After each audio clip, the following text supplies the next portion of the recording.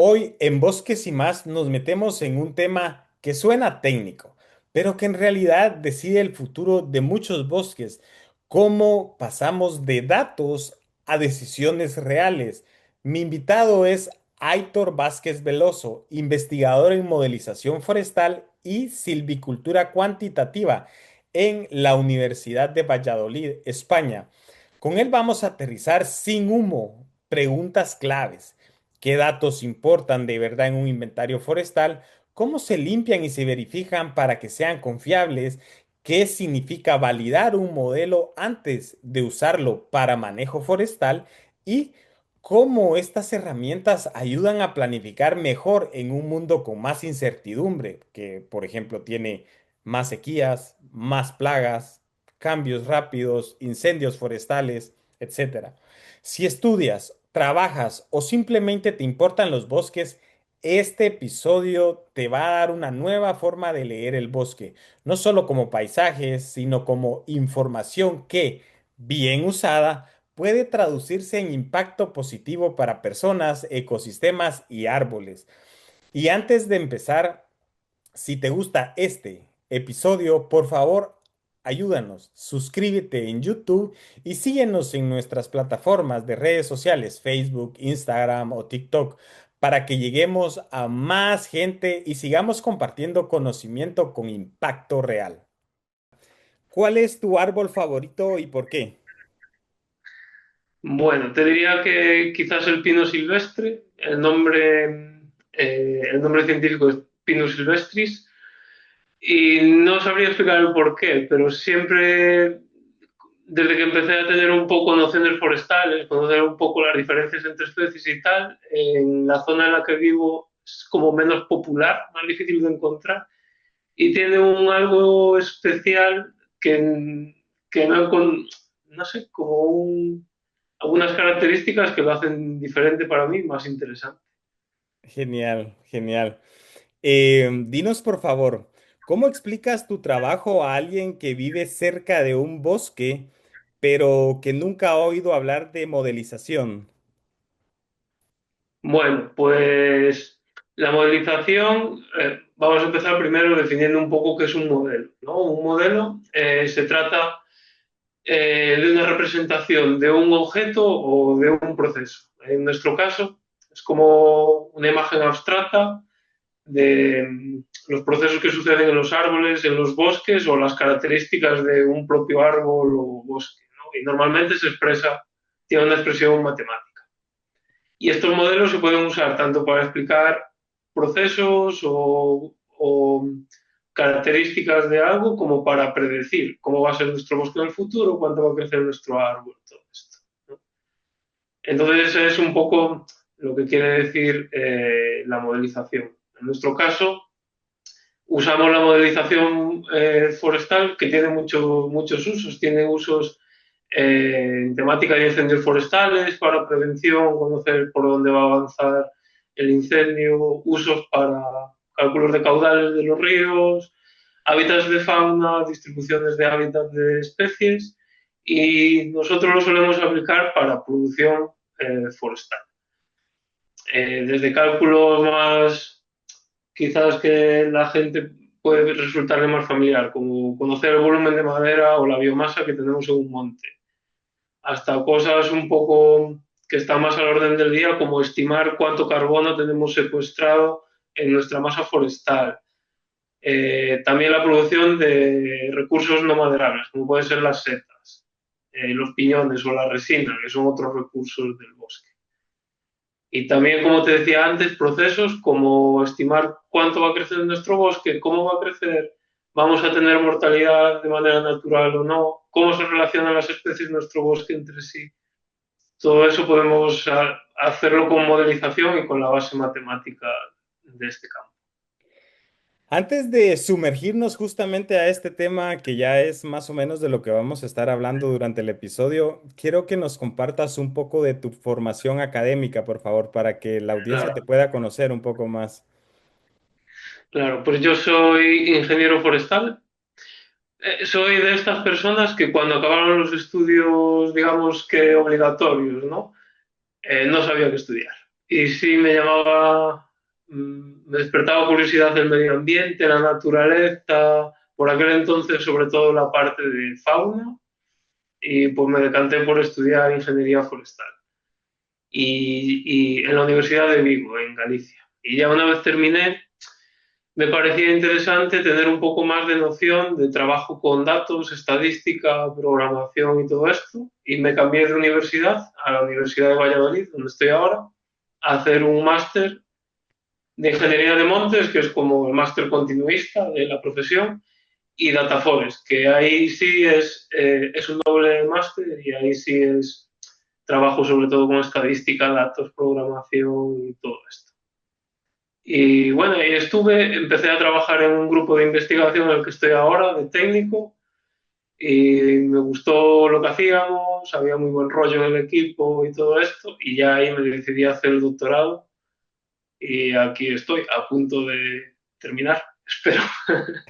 Es genial, es genial y súper interesante justamente ese conocimiento que se va adquiriendo en una profesión que muchas veces, y quiero como solo comentar esto porque yo no sé si pasa en Europa, y específicamente en España, pero en Latinoamérica se piensa que estudiar ingeniería forestal es como simplemente ver árboles, que no es que no sea cierto, porque sí hay que ver árboles, pero el poder predecir, analizar, etcétera, etcétera, a los árboles conlleva justamente una base de cualidades y conocimientos que lo acabas de comentar, estadística, programación, matemáticas, etcétera, etcétera. Y es genial que hayas como, por tu experiencia, que estés a punto ya de obtener tu doctorado. Em, y hablando de tu doctorado, en tu investigación, ¿qué problema real de manejo forestal estás tratando de resolver con la modelización o con tu investigación en general? Pues ahí es un poco trabajo, sobre todo con la modelización forestal, que ya hemos visto lo que es un modelo, cómo representar un proceso o una realidad con números, básicamente. Y nosotros nos centramos principalmente en producción forestal, bien sea madera o sea otros recursos que nos da el bosque, ¿no? Y también los procesos que ahí suceden, pues el crecimiento, la mortalidad, todo esto. Y eso, el objetivo final, digamos, que sería aplicarlo a la gestión forestal, a, principalmente a silvicultura. Entonces, ahí se trata de decidir cuál es la mejor manera de intervenir el bosque, en qué momento es la mejor manera de intervenir el bosque, con qué intensidad vamos a intervenir, cada cuánto tiempo sería necesario hacer cortas de mejora en el bosque, en qué momento conseguimos la productividad máxima, es rentable económicamente, toda esta serie de preguntas.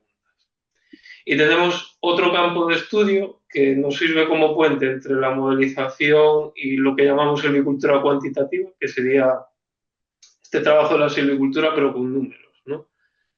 Que se llama, que son las simulaciones forestales. Entonces, las simulaciones forestales no es más que coger toda esta combinación de modelos para casos concretos, cómo crecen los árboles, cuáles se van a morir, cómo calculamos su volumen, su biomasa y proyectarlos en el tiempo, implementando también la acción humana, ¿no? Cómo vamos a intervenir en el bosque, con qué intensidad, en qué momento, y así intentar predecir cuál es el escenario de gestión mejor según nuestros objetivos y las condiciones de partida. Serían como estos tres campos de estudio.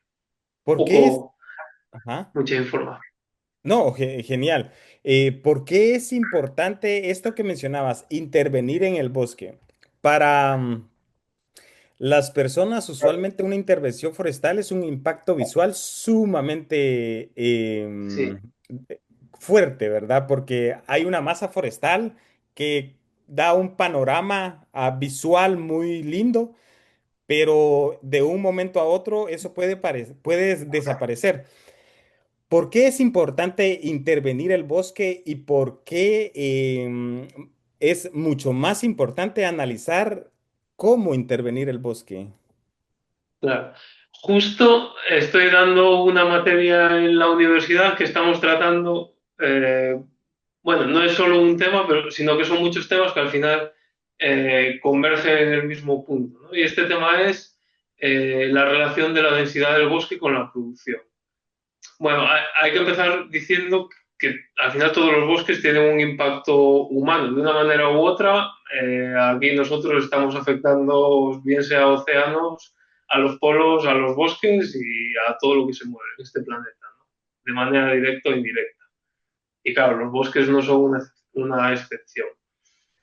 De manera natural, si nosotros pensamos en un bosque, pues los árboles que forman parte de este bosque, pues ellos crecen de una manera ininterrumpida a su propio ritmo, cada especie tiene su ritmo de crecimiento, todo esto, y llega a un punto que, digamos que si lo viéramos en términos de producción, esta producción del bosque se estanca.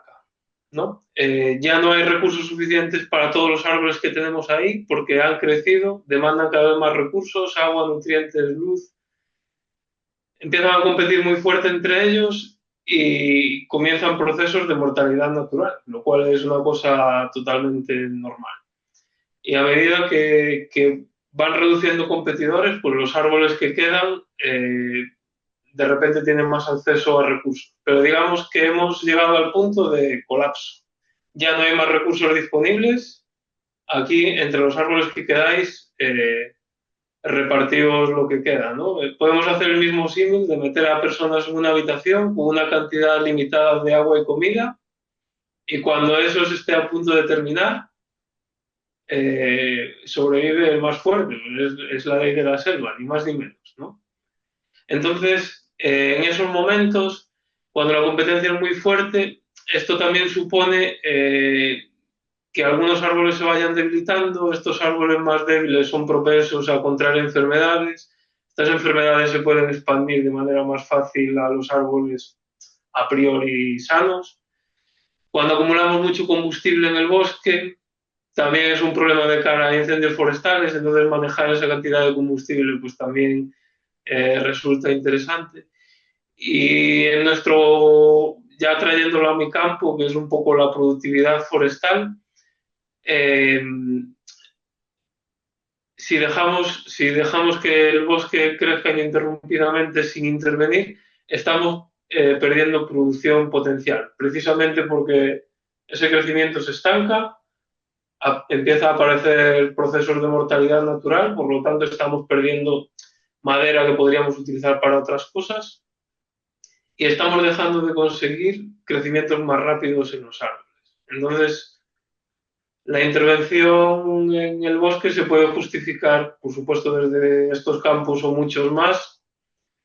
Desde la parte de sanidad forestal es muy importante, principalmente por el estado de salud de los árboles que tenemos en el bosque. Desde la parte de incendios forestales, para evitar acumular demasiada cantidad de combustible en el bosque con, bueno, digamos, métodos preventivos, ¿no? La intervención es parte de la prevención. Y luego, desde el punto de vista productivo, la filosofía consiste en conocer en qué momento va a llegar ese momento de colapso, identificar dónde va a empezar la mortalidad natural y nosotros anticiparnos a esa mortalidad natural y extraer árboles competidores. Normalmente pues, puedes extraer aquellos que están enfermos, que están bifurcados, que son menos interesantes para promover el crecimiento de los que quedan y así pues hacer una silvicultura sostenible y sostenida en el tiempo. Digamos que Unas, se puede justificar desde muchos puntos de vista, pero bueno, aquí te he dado tres ejemplos. sí, han sido ejemplos excelentes, la verdad, me parecieron ejemplos excelentes. Cuando ya vamos como aterrizando este tema y, por ejemplo, a alguna persona propietaria de alguna extensión forestal te solicita o le solicita a un experto hacer un inventario forestal, ¿Qué variables son imprescindibles y cuáles son como bonitas de tener? ¿En qué variables tengo que como enfocarme para tener los mejores resultados? Vale, aquí, bueno, un inventario forestal consiste en tomar la información, en nuestro caso, del bosque, ¿no? Y aquí, pues, claro, la respuesta va a depender mucho de las condiciones de partida del bosque y de cuál es el objetivo, ¿no? Si el objetivo es prevención de incendios forestales, a lo mejor te interesa conocer una información determinada. Si el objetivo es conservación de fauna, pues a lo mejor tienes que conocer qué necesidades tiene la fauna que tú quieres monitorear para ver qué condiciones necesita y entonces qué información es relevante para ello. En nuestro caso, que nos centramos sobre todo en modelizar los procesos del bosque y modelizar qué tipo de bosque tenemos, intentar representar ese bosque con números. Eh, bueno, hay como variables a dos niveles. Por un lado tenemos variables a nivel de masa forestal, del conjunto de los árboles, y ahí, bueno, me he saltado una parte importante, que es que normalmente los inventarios se hacen parcelas de muestreo, no se hace un inventario de toda la superficie, ¿no? Sino una parte representativa de nuestro bosque. Entonces ahí en cada una de las parcelas tenemos que elegir un diseño, si es una parcela cuadrada, rectangular, circular o alguna forma diferente, en base a lo que queremos medir también. Y de esta parcela, pues nosotros nos resulta muy interesante conocer las coordenadas del punto central, principalmente por si queremos volver. Bueno, es una referencia en campo para los trabajos de después y por si quieres volver, pues saber el punto desde donde, un punto de referencia a partir del cual puedes replantear toda la superficie en la que has estado trabajando. Al igual que este punto, puntos auxiliares, si nuestra parcela es un cuadrado, pues los puntos de las esquinas, los que nos marcan los límites de lo que medimos y lo que no, pues son interesantes. Si es un círculo, simplemente cuatro puntos cardinales a los extremos y también nos sirven de referencia, tanto para trabajar como para volver. Y luego depende un poco, como te decía, de lo que busques. Puede ser interesante conocer cuál es la pendiente promedio de nuestra masa, la orientación, por supuesto, la pedregosidad, el tipo de suelo, la fracción de cavidad cubierta. Depende un poco lo que quieras, pues podrían ser variables interesantes. Y luego, por supuesto, cada uno de los árboles. Entonces, nosotros como somos una universidad, trabajamos en investigación, identificamos con un código único cada árbol físicamente, con una etiqueta, para cuando volvamos tener la trazabilidad de cada uno de ellos. Y variables imprescindibles para nosotros suelen ser la especie del árbol, por supuesto, su diámetro normal y la altura. La altura del árbol también es una variable muy importante, aunque es más difícil de medir. Y luego, dependiendo del caso de estudio, nos interesa conocer su posición, aunque ya es una información que pues lleva más tiempo conseguir. Lo solemos hacer con una estación total. La edad del árbol puede ser interesante para algunos casos, pero ya lleva otro tipo de proceso que, bueno, nos puede ocupar más tiempo y hay que saber si lo vamos a usar o no. Y a lo mejor la información de la copa del árbol pues puede resultar interesante también, en fin. Depende un poco cada caso, pues una información más relevante u otra. Pero de cada árbol, por supuesto, su código único, especie, diámetro y altura son como las cuatro fundamentales, diría. Perfecto. Anteriormente nos mencionabas algo importante. Tu enfoque es productividad, productividad forestal. Bajo este parámetro, ¿qué es lo más importante que estás analizando ahora mismo? Y cuando nos acabas de hablar de estas justamente variables que miras. Claro, pues aquí, por ejemplo, no, imagínate que eres un propietario forestal y tú tienes que decidir qué haces con tu bosque, pues a nivel productivo es interesante conocer, bueno, primero identificar en qué punto está tu masa, esto que hablábamos antes, ¿no? De está en un punto productivo que se ha estancado, necesitamos intervenir o no, eso ya sería una cosa que podríamos intentar responder. Otra que siempre resulta muy interesante, porque la productividad va ligado al aspecto económico, es cuánta madera tengo ahí en mi monte o cuánta producción de setas promedio tengo en mi monte o qué cantidad de carbono tengo ahí, qué producción de resina tengo, depende con lo que estemos trabajando. Entonces todo esto se puede cuantificar también y se puede proyectar a futuro cuánto vamos a tener bajo distintos escenarios, cuánto vamos a tener dentro de 20 años, cómo va a evolucionar nuestro bosque y su producción si no hacemos nada, si hoy hacemos una intervención de unas determinadas características.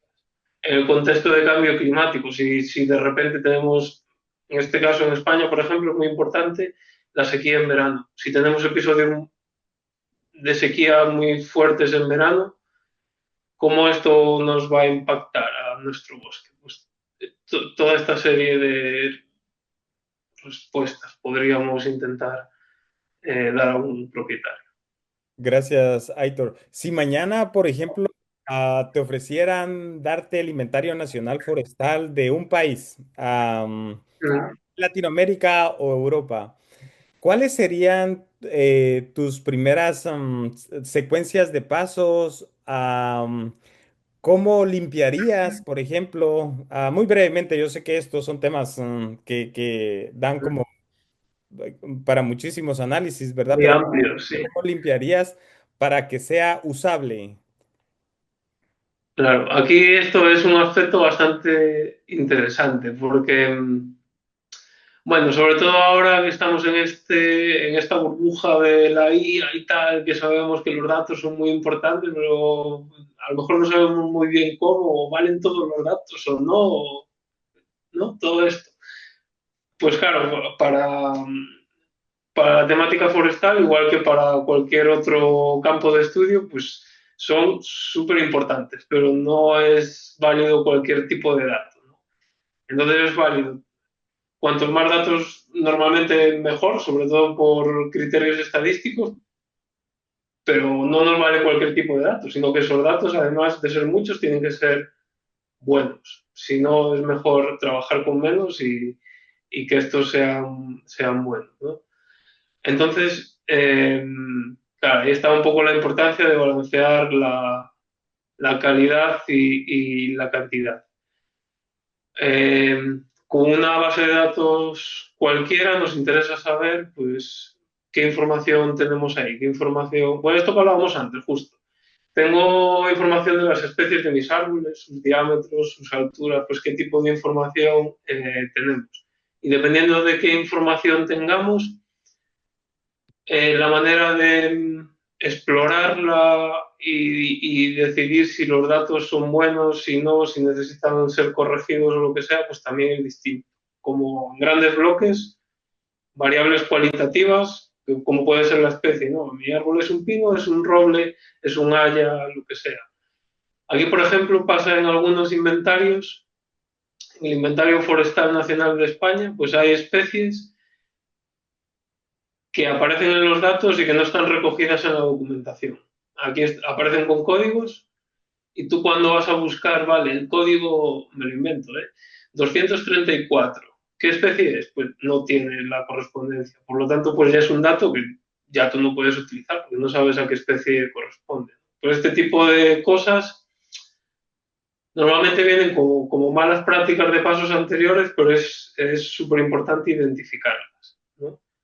Con variables numéricas, pues muchas veces es de suma utilidad hacer gráficos, aunque sean gráficos feos, de lo más sencillos, un histograma, ya te da muchas pistas de, anda, tengo un valor extremo, una altura de 200 metros. También hemos trabajado con otros inventarios que de repente te aparecen árboles así y tú, pues, por sentido común dices, no, esto es imposible. Entonces ahí ya se ha identificado otro error.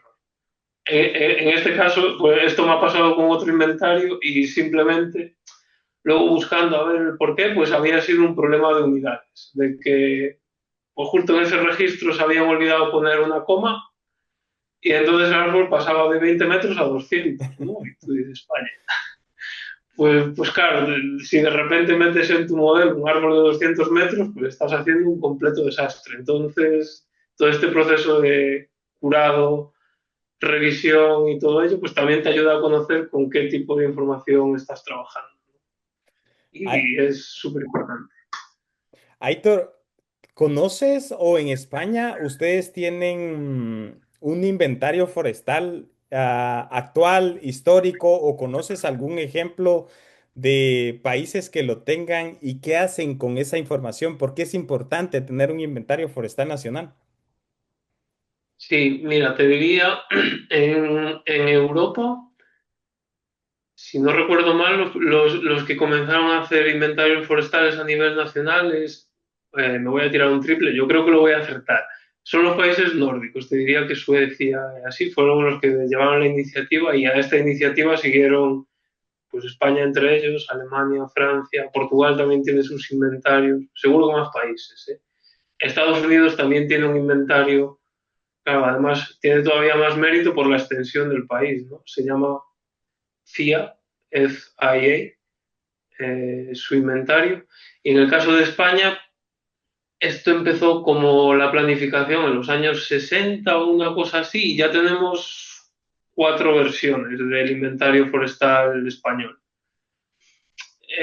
La primera, bueno, se suele desechar para los estudios porque mm, digamos que además de que ya ha pasado mucho tiempo, no están bien digitalizados esos datos, los diseños de cómo se muestrearon ahí, digamos que se cometieron una serie de errores que es mejor simplemente no utilizar esos datos y ya está. Pero ha servido de entrenamiento para los tres venideros. Y de ahí, pues, podemos obtener información súper interesante acerca de cómo varía la productividad a lo largo de nuestro país, cómo estaba variando a lo largo del tiempo con las sucesivas ediciones del inventario, cuál es el stock que tenemos de manera regional, de manera estatal. Este stock ha crecido, se ha reducido. En el caso de España, por ejemplo, el stock de madera se ha incrementado en los últimos años y hay muchos trabajos científicos que apuntan que es un síntoma de que estamos utilizando menos recursos de lo que el monte nos está proveyendo. Y esto va relacionado también con un incremento de episodios de incendios forestales muy drástico, precisamente porque hay mucho stock de madera acumulado que no se gestiona y bueno, pues te da para conocer todo este tipo de información a un nivel muy amplio. Es un recurso súper importante. Cuando nos mencionas esto de aumento de stock, que digamos que en términos generales esto es muy bueno porque tenemos más masa forestal, pero ¿conoces algún tipo de información en el que, por ejemplo, se analice por qué aumenta una masa forestal? Porque no estamos consumiendo madera, porque sustitutos de la madera como el plástico, como de pues, todo lo derivado del petróleo es como más barato, más fácil de usar. ¿Existe alguna como relación? ¿Es bueno para el medio ambiente? Ya aquí quizás nos metamos en un campo de que no tengo tanto conocimiento. Eh, Siempre al final es un análisis de múltiples factores. Es Ujú, como ujú. yo lo suelo traer a mi campo de estudio a la producción forestal, pues porque es lo que conozco, pero siempre hay muchas cosas que están relacionadas y es difícil sacar una conclusión única, ¿no? En términos, o sea, podríamos pensar o podemos pensar que tener más stock de madera pues puede ser positivo, ¿no? Lo que pasa es que hay que también ser conscientes de en qué condiciones está Ujú. ese stock de madera, porque en los últimos años sí se ha visto, es una tendencia también en otros países, en Australia, en Estados Unidos o así, digamos que se está infragestionando el combustible del bosque, o el stock de madera, o como le queramos llamar, y esto ligado a condiciones más extremas del clima en verano, también un poco el abandono rural, menos actividad en los núcleos poblacionales pequeños y por lo tanto menos intervención en el bosque, antes simplemente con el ganado, con la agricultura y todo esto, pues bueno, ya había como, digamos, otro mosaico, otro paisaje, ¿no? Y ahora, pues un paisaje distinto. Pues todo esto también está propiciando que haya episodios de incendios forestales pues mucho más drásticos y que afectan a superficies mucho mayores, que la palabra creo recordar que se llama mega incendios, ¿no? Como tienen una envergadura que tú ya ahí no puedes tocar, simplemente retírate porque no estás poniendo en peligro las vidas humanas. Pues claro, es que podríamos pensar, efectos de cambio climático, pues somos capaces de conseguir más carbono acumulado. Bien, eso es positivo. Si no lo hacemos bien, pues podemos favorecer a estos episodios de incendios forestales. Vale, esto es negativo. Si no lo hacemos bien, podemos dar pie a la proliferación más rápida de plagas y enfermedades. Vale, esto es negativo. Sin embargo, podemos potencialmente tener un mayor stock de madera y ser más competitivos en la industria de la madera. Vale, esto es positivo. Bueno, siempre ahí hay un equilibrio difícil de encontrar, ¿no? Y depende mucho de las condiciones de cada caso. Claro. No se puede valorar todo en la misma cesta. Sí, fue una pregunta justamente que me vino por temas de curiosidad para encontrar ese análisis. Pero volviendo como más o menos a justamente nuestra conversación original, tuve la oportunidad de leer algunos de tus papers.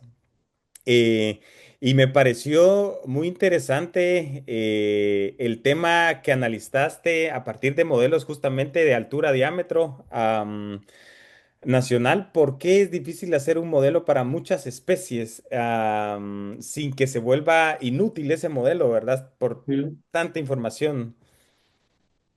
Claro, aquí te voy a dar un poco de contexto para que se entienda un poco la necesidad de por qué hemos hecho este trabajo.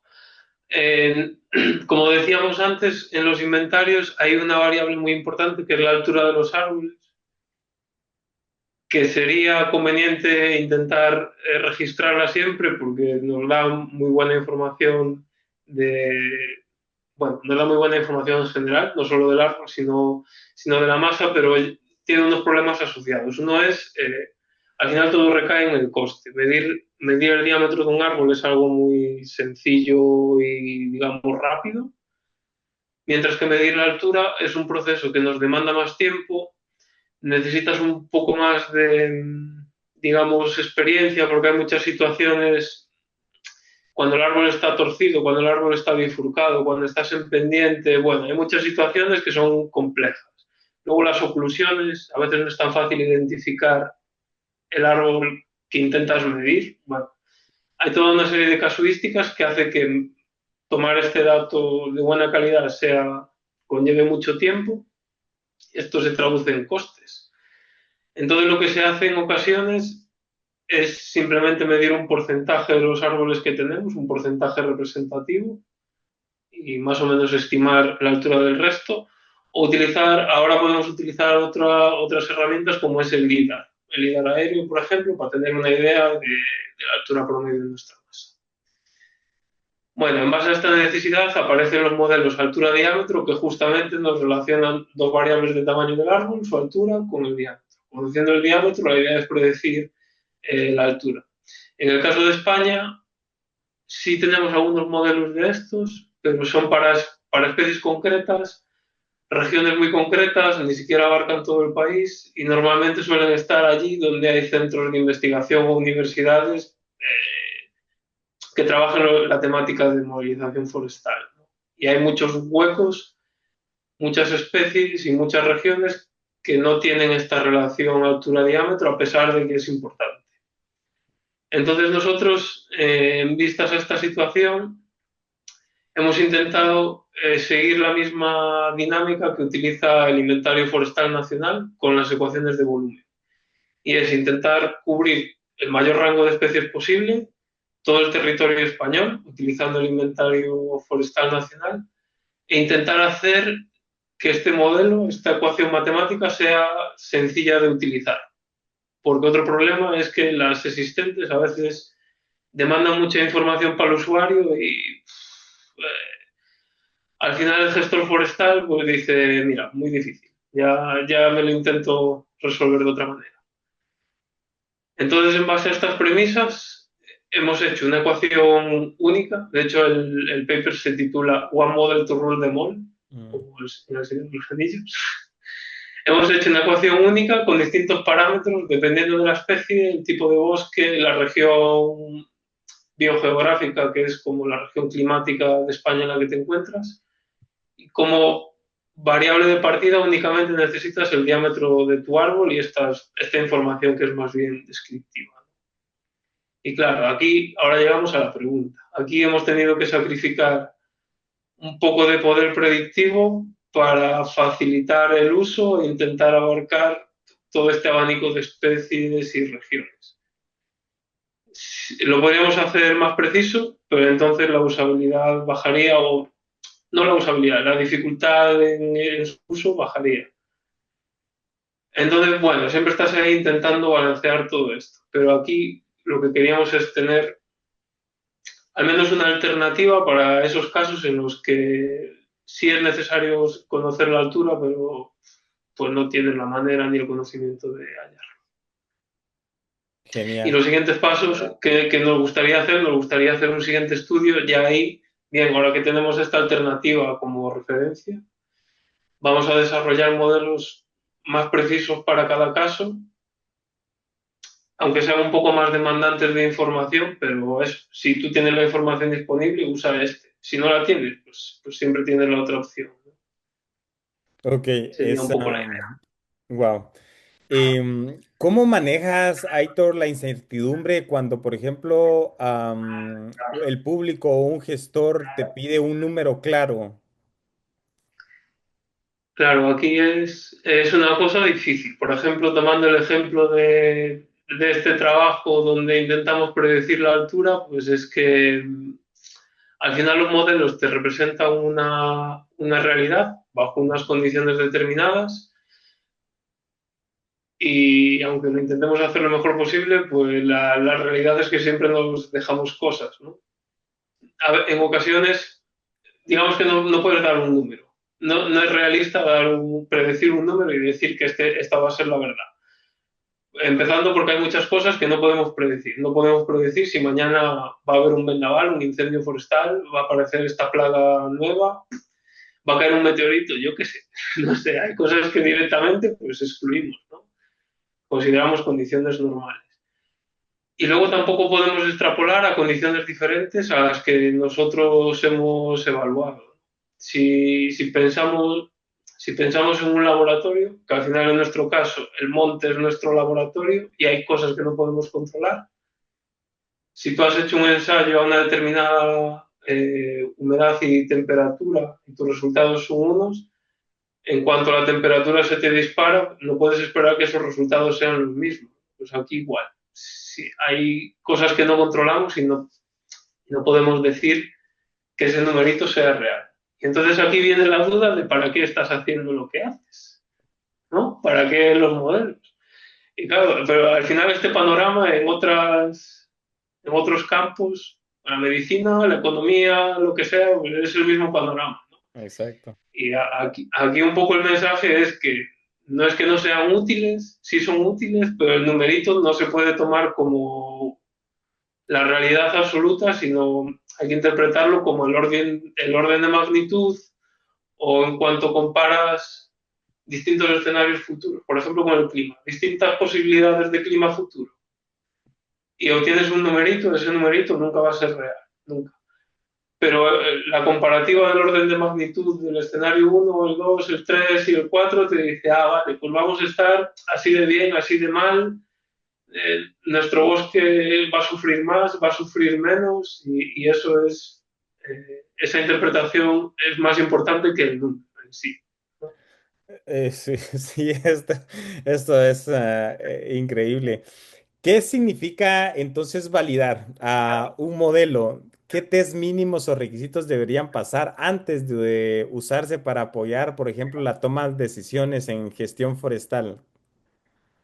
Bueno, cuando normalmente en el ámbito científico, cuando se publican modelos, esos modelos ya los propios investigadores que los publican los evalúan también. Entonces te da digamos, un rango de confianza, una precisión, un error promedio que sabes que tú estás cometiendo, ¿no? Y bueno, lo tienes que asumir porque, como te digo, no hay una verdad absoluta en todo esto. Entonces todos los modelos suelen ser evaluados y sabes como de bueno como de malo es. Validarlo significa coger ese modelo que fue desarrollado para unas condiciones determinadas y evaluar qué tal funciona para estas otras condiciones en las que tú lo quieres utilizar. Que a lo mejor varían un poco, por ejemplo, con el clima. Si tienes un clima un poquito diferente o si simplemente la altitud es distinta, pues ya algo va a pasar en el funcionamiento del bosque. Simplemente evaluar qué bueno, qué malo es ahí y en caso de que sea necesario, corregirlo para que tus predicciones sean más correctas. Y aquí hay, bueno, muchas técnicas para hacerlo. Puedes usar bases de datos independientes, puedes usar la misma base de datos y una validación cruzada. En fin, hay como distintas técnicas para hacerlo. Y el objetivo es pues conocer eso, si para tu caso de uso es correcto o no, si necesitas corregirlo o no, o si directamente deséchalo y genera un modelo nuevo porque es mejor solución. Además de elegir el análisis correcto para ajustar algún modelo, también es importante la decisión de cómo medimos este modelo, para bien o para mal. Em, ¿Por qué tomar la elección incorrecta puede engañarnos y hacernos elegir como nuestro mejor modelo uno que no lo es? Claro, aquí, pues bueno, un modelo decíamos que es como una expresión matemática que nos relaciona varias información, ¿no? Y el saber, el modelo tiene, como estamos diciendo, para unas determinadas condiciones, si ponemos una escala de 0 a 100 funciona un 80% bien, un 20% mal, un 90% bien, un 10% mal, eso es lo que queremos conocer. Pero la manera en la que lo puntuamos puede ser correcta o puede ser menos correcta, ¿no? Entonces, pues justamente es esto. Si pensamos en un equipo de fútbol, no puedes valorar con los mismos criterios el delantero que el portero, porque al portero no le puedes pedir que marque goles, ¿no? Pues aquí dependiendo un poco de lo que quieres predecir, la técnica que has utilizado para modelar esa relación, ese proceso, tienes que buscar una manera de evaluarlo u otra. En, en un trabajo que hemos hecho, hemos probado distintos algoritmos para modelizar la mortalidad natural del bosque. Y entonces el propósito del estudio era pues que la técnica que se utiliza, hay una técnica consolidada para clasificar los árboles en vivos o muertos en un escenario futuro, claro. Que es la regresión logística y nuestro propósito era, oye, estos modelos sabemos que tienen un margen de mejora y no sabemos dónde está este margen de mejora. ¿Qué pasa si utilizando otros algoritmos, o sea, utilizando otros algoritmos podemos conseguir entrar en un rango de funcionamiento mejor o no? Esa era como la pregunta. Y a medida que fuimos haciendo el trabajo, hemos dicho, aquí estamos comparando muchas cosas, pero no sabemos cuál es la mejor manera de medir cómo de bien funciona esta alternativa, cómo de bien funciona esta otra y cómo de bien funciona esta otra. Entonces hicimos un segundo trabajo en paralelo para explorar cuál era la forma ideal de puntuar el funcionamiento de estos modelos. Porque volvemos a lo mismo, no podemos puntuar igual a un portero que a un delantero. Pues pues de este mismo modo. Y entonces aquí, además de leer la literatura forestal, pues hemos leído más literatura de cosas de inteligencia artificial, algoritmos, no sé qué, aplicados a otros campos como la medicina, la mortalidad en ratones, la mortalidad en personas, que son casos de estudio similares. Y lo que nos hemos dado cuenta es que estábamos utilizando el, el evaluador, la métrica de evaluación menos óptima para nuestro caso de estudio. Y te voy a poner un ejemplo que lo vas a ver muy bien. Aquí solemos trabajar, la mortalidad es un proceso que genera dos grupos desbalanceados. En el caso de los bosques puedes tener, si tienes 100 árboles, puedes tener 95 árboles vivos y 5 muertos. Entonces, a ese desbalanceo me refiero. Pasa lo mismo en estudios clínicos, pasa lo mismo, pues eso, en medicina. Un modelo que predice que el 100% de tus árboles o de tus ratones están vivos tiene una precisión del 95%. Pero tú sabes que eso no es correcto porque a lo mejor lo que más te interesa es predecir qué 5 árboles están muertos y eso está fallando en los 5. Pues hay técnicas que te permiten, como estos 5 que son el grupo pequeño respecto a estos 95, como equilibrar la balanza y ponderar los dos grupos por igual. Y esa solución hemos propuesto en nuestro trabajo.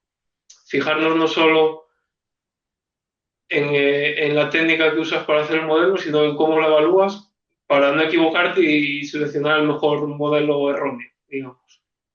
Wow, sabes, nos acabas de dar también, esta pregunta no, no sé por qué ahora, bueno, sí sé por qué ahora es tan importante, pero no sé por qué cuesta como relacionarla con el sector forestal, pero tú sin haberla preguntado la resolviste.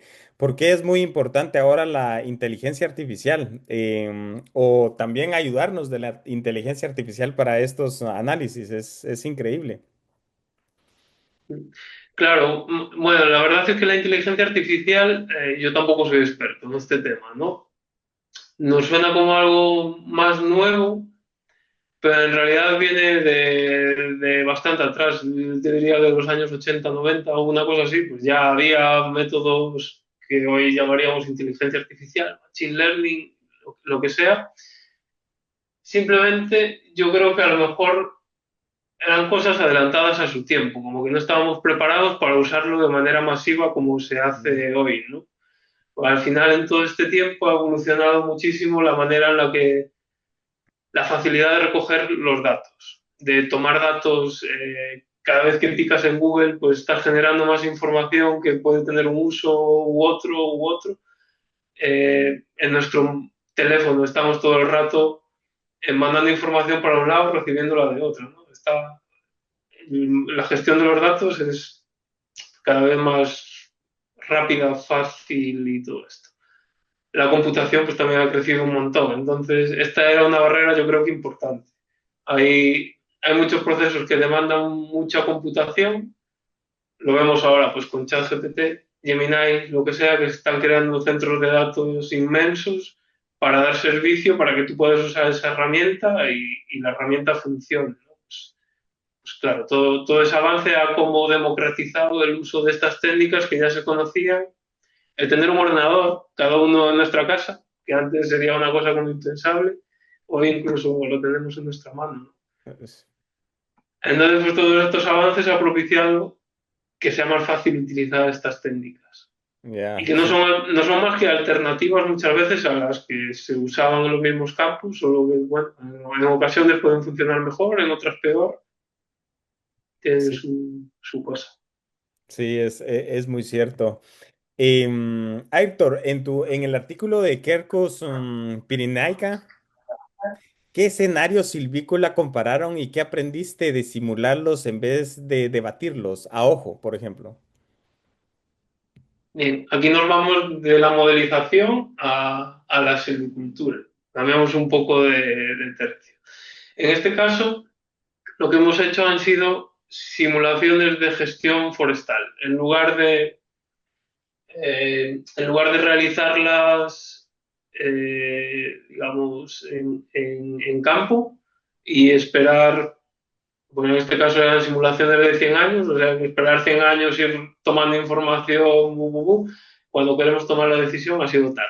Entonces, en este caso, hemos hecho simulaciones virtuales de gestión forestal basándonos en modelos de crecimiento forestal, que se llama Forest Growth Models, en inglés.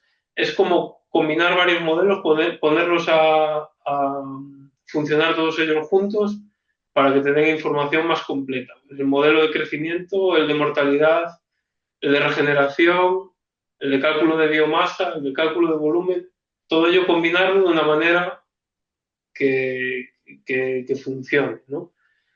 Y además implementar la gestión humana a través de cortas de mejora de la masa. Entonces esa era como la herramienta que hemos usado. Y la hemos usado en una especie que es el Quercus pyrenaica, el rebollo, que es una especie mediterránea bastante importante en España y en nuestra región en Castilla y León está el 60% de su distribución española, o sea que para la región es importante. Y su uso de manera tradicional era principalmente leñas, carecía un poco de gestión, tiene una capacidad de rebrote muy fuerte, entonces la gente directamente cortaba el árbol entero, pero ese árbol, más allá de morirse, volvía a rebrotar y al cabo de X tiempo lo volvían a cortar. Bueno, unas masas forestales muy castigadas por esto, ¿no? Digamos, y que carecían de gestión. Entonces está en un estado bastante lamentable, poco óptimo en general. Y aquí se buscaba, ok, vamos a intentar, son masas de monte bajo que provienen de rebrote, lo cual eso conlleva otra problemática. Y aquí hemos dicho, ok, vamos a simular qué tipo de gestión es la mejor para conseguir una masa, en vez de en este estado mmm, menos óptimo desde el punto de vista de gestión, un estado más propenso a gestionarlo y más interesante para que el propietario se involucre en la gestión, para que las industrias busquen esa madera y también estimulen de algún modo la gestión para dinamizar un poco todo este proceso, ¿no? Era como el propósito. Hicimos las simulaciones de gestión y pusimos como unas prerrogativas, unos mínimos que esta gestión debería satisfacer para que fuera una gestión forestal sostenible, ¿no? Garantizar unos mínimos criterios de biodiversidad, evitar cortes muy fuertes por impacto visual, por las consecuencias que pueda tener en la masa, toda una serie de cosas. Y aquí nos hemos dado bruces con la realidad y hemos encontrado cosas que no nos gustarían tanto. Por ejemplo, partimos de un estado un poco, como te decía, menos óptimo, digamos, ¿no? Entonces, para recuperar la masa queríamos conseguir una masa irregular, para tener una gestión forestal sostenida en el tiempo. Hasta conseguir eso, necesitas hacer una inversión económica un poco a fondo perdido, porque la madera que consigues extraer en las cortas intermedias o lo que sea no es suficiente como para cubrir los costes que esa gestión del monte supone. Entonces, bueno, sin embargo, si extraías más madera con el objetivo de hacer esas cortas económicamente rentables, te estabas cargando otra serie de atributos que tú no quieres y no ibas a llegar al mismo fin. Entonces, pues hemos encontrado como esta discrepancia, ¿no? Ya como un camino que se divide, optas por el camino A o por el B. Y aquí, bueno, en el punto de partida pensábamos que una gestión de cubierta continua o una gestión prosilva, close to nature, que como que tiene muchos nombres, pero al final se basa en cada poco tiempo, cada 10 15 años, ir al bosque e intervenir de una manera muy suave e ir transformando la masa poquito a poco. Pensamos que esta era la mejor opción y luego, después de hacer este trabajo, pues hemos corroborado que efectivamente es, aunque conlleva una inversión económica, pero consigues llegar al objetivo que tú te proponías. Entonces, bueno, aquí nunca hay una solución única, sino que siempre tienes muchas opciones y tú eres el que tiene que elegir, ¿no? Sí, sí, son tantas, sí, justo, son tantas opciones y dependiendo de tantas variables. Aitor, ¿qué parte de todo esto que hemos hablado, de todos estos procesos, se pueden automatizar con R, con Python? ¿Y qué partes siguen requiriendo mucho criterio forestal de la persona? Ya, pues, pues es que en verdad muchos de los análisis los puedes automatizar con estos dos lenguajes, con R, Python o con cualquier otro sistema o lenguaje de programación. Lo que pasa es que mm, eh, sí es importante como tener la experiencia y el criterio, igual que veíamos antes a la hora de preparar los datos, tener ese criterio para identificar posibles errores o peculiaridades que tú tienes, que a lo mejor tienes que adaptar tu programa automatizado para justamente tratar ese caso de estudio, ¿no? O, os- toda la limpieza de datos, el curado de datos, su visualización, el análisis y todo esto, todo se puede automatizar, pero es verdad que luego, dependiendo de qué objetivo te marques, dependiendo de cómo hayan sido tomados los datos, dependiendo del tipo de estudio que tú quieres hacer, pues la preparación puede cambiar ligeramente, el análisis puede cambiar ligeramente y la interpretación, por supuesto, que va a cambiar.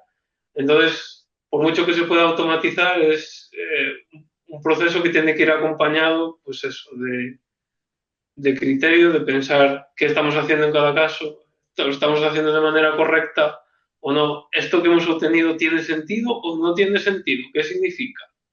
Y a veces has llegado al final, a mí me ha pasado muchas veces, has llegado al final y dices, vale, aquí están mis resultados, y luego los dejas macerando una semana y vuelves y dices, se me había olvidado en este paso corregir los árboles de 200 metros de altura, por ejemplo, pues porque fui más rápido y vale, entonces es como, por mucho que se pueda automatizar, hay que,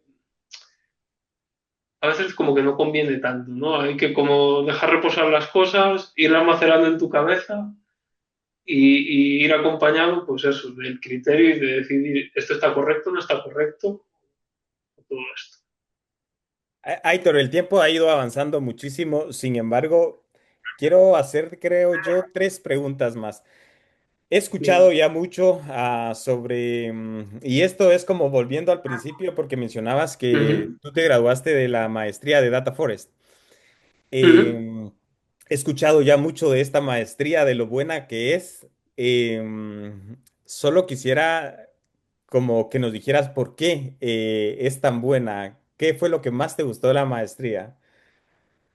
Ya, pues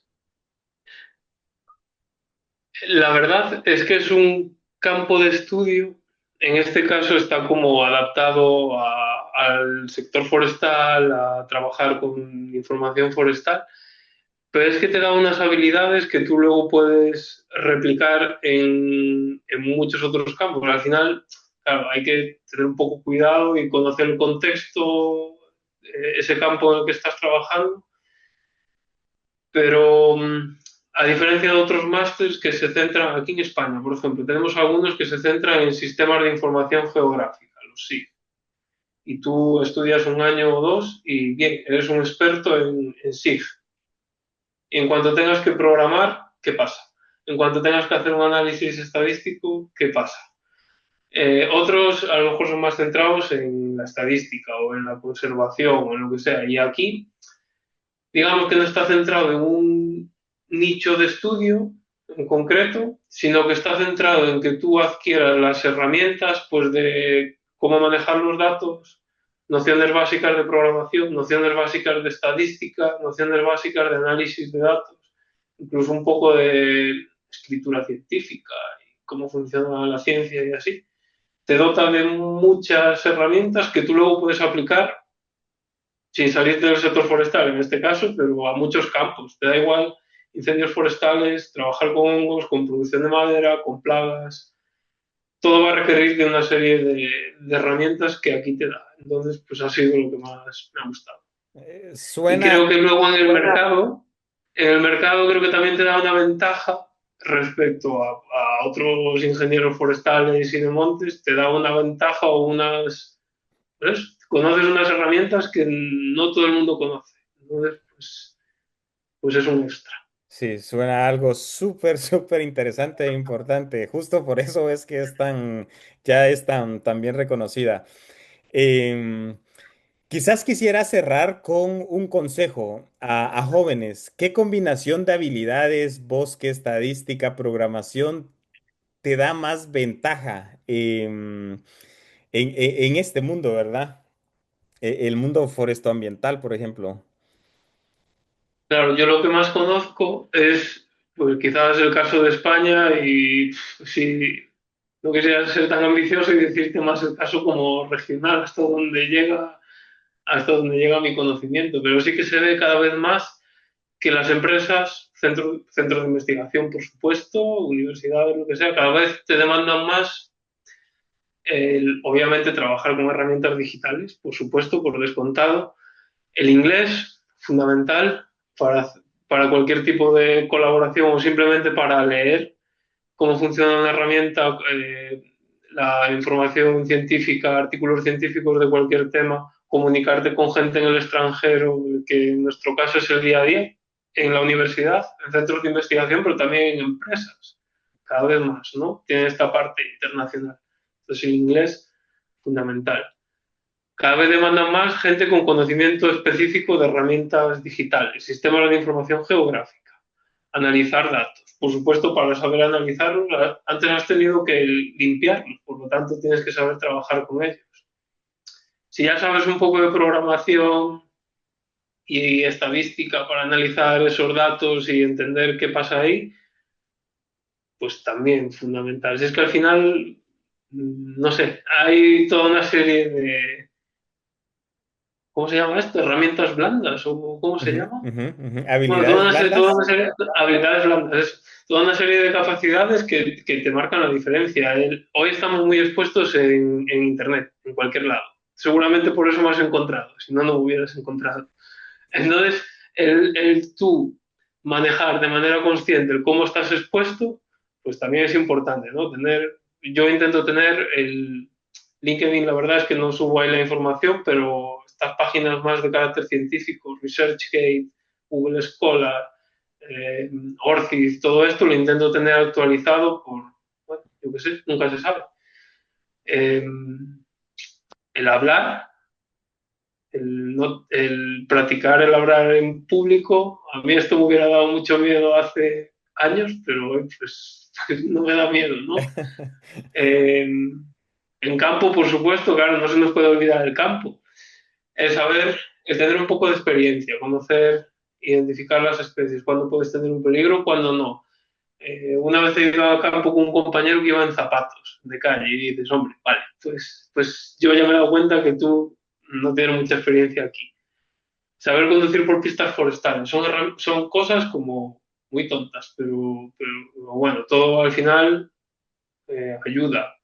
Ujú, ujú.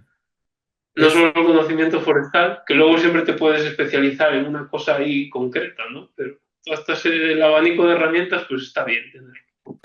Wow, sí, la verdad es que, sabes, me llama mucho la atención tu respuesta porque una es muy cierta y otra, por ejemplo, en Latinoamérica no contamos o no sé si tenemos tan presente que justo, por ejemplo, manejar en caminos forestales es una habilidad sumamente importante para esto que hacemos, ¿no? Cualidades que podemos exponer que tenemos, pero que muchas veces las dejamos como olvidadas, porque las Claro, podemos hacer. es algo que no figura en tu currículum casi al 100% de seguridad, ¿verdad? Pero es como, a mí, no es que sea el más experto como haciendo trabajo de campo, pero claro, tú rápidamente, cuando vas con alumnos, por ejemplo, rápidamente identificas pues aquel que es más de ciudad y ha tenido menos contacto con la naturaleza o lo que sea, simplemente por cómo va vestido, el cómo se comporta, rápidamente identifica si una persona sabe, conoce, está a gusto o está más alerta porque es un ambiente más desconocido, está menos acostumbrado, rápidamente lo identifica. Si en el tipo de comentarios, en el tipo de preguntas que esa gente te hace, que al final todo viene dependiendo de la exposición que tú hayas tenido, en este caso al bosque y tu conocimiento, pues claro, todo viene de ahí. Entonces, pues son cosas que no están en el currículum, pero igual de importantes, ¿verdad? Es muy cierto. Aitor, desde Bosques y Más Podcast te damos las gracias por tu tiempo. También personalmente felicidades, el trabajo que estás desarrollando es impresionante.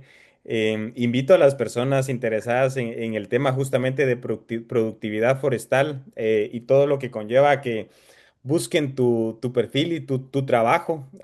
Es muy interesante. ¿Cómo te pueden contactar si alguien está interesado para algún tipo de colaboración? Bueno, primero, gracias a ti porque a mí me ha gustado participar en este podcast y creo que dar la posibilidad, como darnos un escaparate para contar lo que hacemos, pues es súper importante. O sea que gracias a ti. Y a mí, bueno, pues se me puede encontrar, como decía, normalmente en las plataformas más científicas, digamos, Google Scholar, ResearchGate, también en GitHub, que es más orientado a compartir código y datos, pues ahí me pueden encontrar como mi firma científica, digamos, es Vázquez-Veloso. Entonces, por ahí, o por mi nombre completo, Aitor Vázquez Veloso, pues me pueden encontrar en estas plataformas. También en LinkedIn. Aitor, muchísimas gracias. Gracias a ti. Ha sido muy, muy chula esta experiencia, muy enriquecedora.